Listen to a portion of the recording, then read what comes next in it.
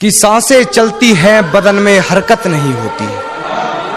ये खुद को मारकर जीना कैसा है। कि सांसें चलती हैं मगर बदन में हरकत नहीं होती,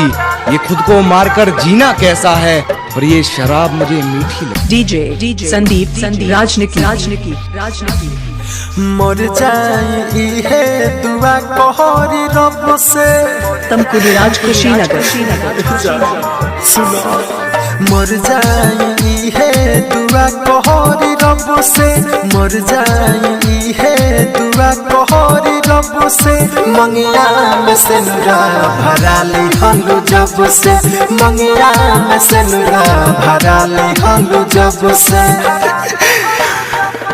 लागे न भूखिया पियसिया हो तब से लागे न भूखिया पियसिया हो तब से मंगिया में से नुरा भरा ले हलू जब से मंगिया में से नुरा भरा ले हलू जब से डीजे संदीप राजनिकी Tamkuli Raj Kushinagar mix by Aditya recording studio Gopalganj.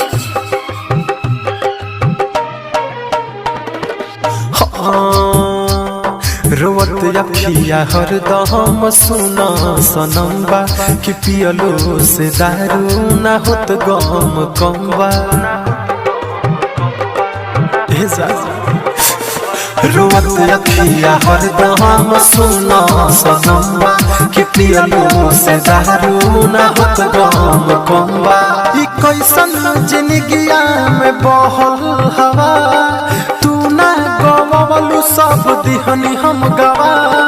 भैनी बाउर गौआ घरवा हो सबसे भैनी बाउर गौआ घरवा हो सबसे मंगिया में से नुरा भरा ले हलू जब से मंगिया में से नुरा भरा ले हलू जब से राजा के मर जा कहीं बहुत पीछा छूटी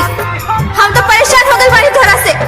दिल से कहता रे हाँ दिल से कहता नहीं साचो डीजे संदीप राजनिकी गाजीपुर हारी ओम नगर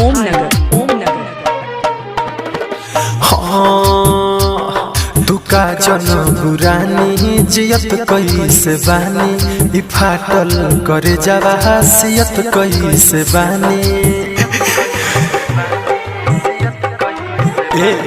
तुका जन बुरानी जियत कैसे बानी